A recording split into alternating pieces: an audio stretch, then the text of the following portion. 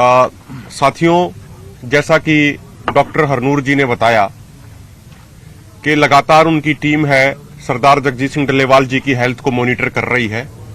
आज उनके आमरण अनशन का 30वां दिन है और अभी डॉक्टरों की टीम से ही हमारी बात हो रही थी तो उन्होंने ये बताया, उनकी फाइंडिंग्स ये हैं क्योंकि वो कंटिन्यूअसली पिछले 10 महीने से उनको मॉनिटर कर रहे हैं और खासकर जब से उनका आमरण अनशन शुरू हुआ है, जो उनका अपर बीपी है वो पहले नॉर्मली 130 के आसपास रहता था, लेकिन अब जो उनका अपर बीपी है वो नॉर्मली भी 100 के आसपास ही वो फ्लक्चुएट कर रहा है, 100 से 105 के बीच में फ्लक्चुएट कर रहा है। और जो लोअर बीपी है उनका वो 70 से 75 रह रहा है नॉर्मली, जो पहले उनका 80 से 85 रहता था, अब वो फ्लक्चुएट करके लगभग 70 के आसपास ही नॉर्मली रहता है, उससे डाउन ही आता है, लेकिन उससे ऊपर जो एक नॉर्मल स्थिति में जाना चाहिए वो नहीं आ पा रहा है। तो वहां पे एक वो कांस्टेंट सा हो रहा है जो बहुत ही एक डिटेरियोरेट हो रही है उनकी हेल्थ, जो बहुत ही ज्यादा चिंताजनक है। एक बात।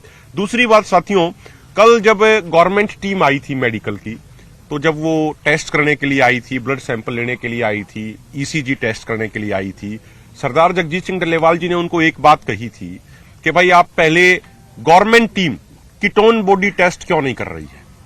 आज मेरे अनशन का 29वां दिन है, कल मतलब 29वां दिन था उनका जब उन्होंने ये बात कही, आज उनका 30वां दिन है। तो आज तक गवर्नमेंट डॉक्टरों ने, चंडीगढ़ से भी टीम आ गई है, पटियाला से भी रेगुलर टीम आ रही है, तो उन्होंने कीटोन बॉडी टेस्ट क्यों नहीं किया, वो टेस्ट मेरे क्यों नहीं किए जा रहे, जिससे पिक्चर बिल्कुल क्लियर हो जाए सरकार को भी कि पिछले 30 दिनों से उन्होंने ना तो कुछ खाया है और पानी के अलावा कुछ नहीं पिया है।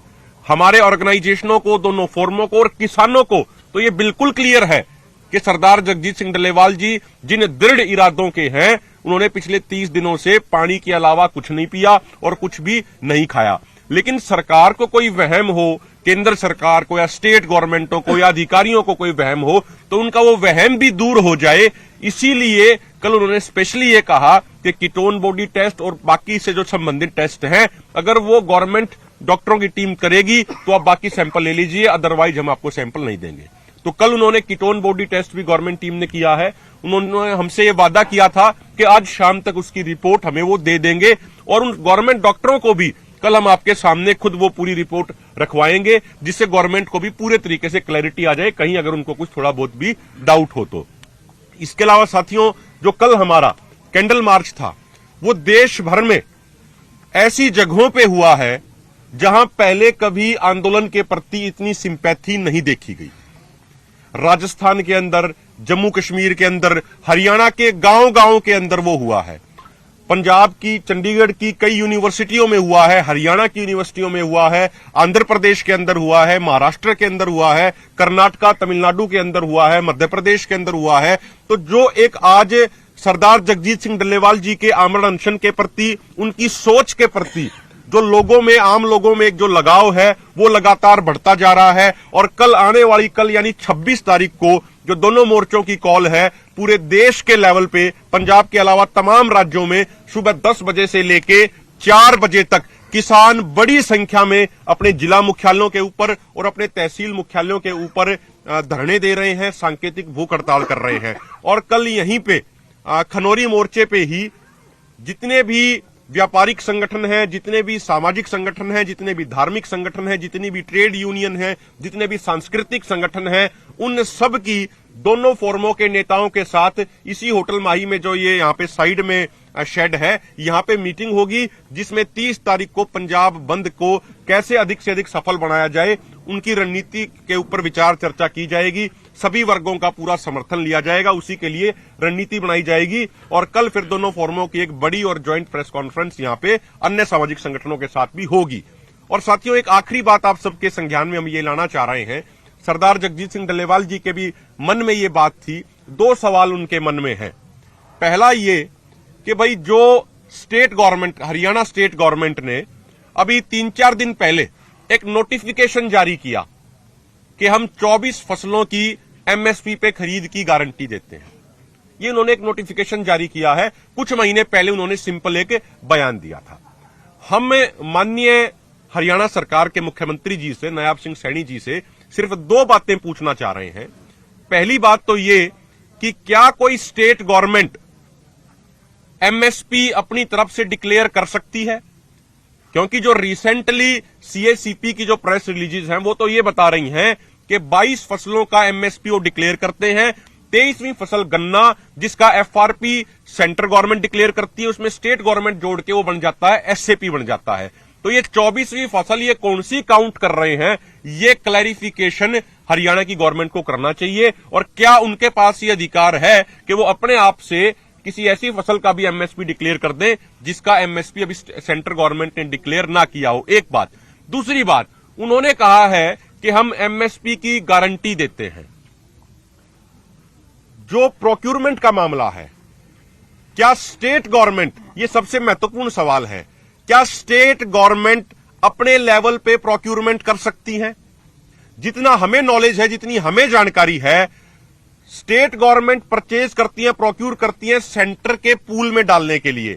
सेंट्रल गवर्नमेंट उनको बजट देती है, सेंट्रल गवर्नमेंट पैसा अलोकेट करती है, उस आधार पे स्टेट गवर्नमेंट प्रोक्यूरमेंट करती है। जो हरियाणा स्टेट गवर्नमेंट की जो परचेज करने वाली संस्थाएं हैं, चाहे वो हैफेड हो, चाहे वो वेयर हाउस कॉर्पोरेशन हो, जो वो प्रोक्यूरमेंट करती हैं, उनकी प्रोक्यूरमेंट की अमाउंट बहुत कम है। हरियाणा गवर्नमेंट को यह भी डाटा रखना चाहिए कि हरियाणा गवर्नमेंट की एजेंसियां किस फसल को कितना प्रोक्यूर कर रही हैं और सेंट्रल गवर्नमेंट की एजेंसियों के लिए हरियाणा गवर्नमेंट कितना प्रोक्यूर कर रही है। उससे अपने आप में क्लियर हो जाएगा। हमें बिल्कुल क्लियर है कि बिना सेंट्रल गवर्नमेंट की सहमति के कोई भी स्टेट गवर्नमेंट सभी फसलों पे एमएसपी गारंटी एंश्योर नहीं कर सकती। हमारे पास छत्तीसगढ़ का भी एग्जाम्पल है, अन्य राज्यों का भी एग्जाम्पल है, जहां पे स्टेट गवर्नमेंटों ने यह कहा था कि हम अपनी तरफ से फसलों पे बोनस देंगे, लेकिन सेंट्रल गवर्नमेंट ने 2014 में एक बात क्लियर कर दी थी मोदी सरकार ने कि अगर कोई भी स्टेट गवर्नमेंट किसानों को फसलों पे बोनस देगी तो सेंट्रल गवर्नमेंट उस स्टेट गवर्नमेंट से अनाज प्रोक्यूर नहीं करेगी। तो जो स्टेट गवर्नमेंट, जैसे छत्तीसगढ़ का एग्जांपल हमारे सामने है, जिन्होंने ये कहा था कि हम 600 रुपया प्रति क्विंटल धान पे बोनस देंगे, लेकिन वो बड़े लंबे समय तक सेंटर और स्टेट के बीच में वो विवाद का विषय बन गया था और सेंटर यहां तक आ गया था कि हम स्टेट गवर्नमेंट से प्रोक्यूर नहीं करेंगे।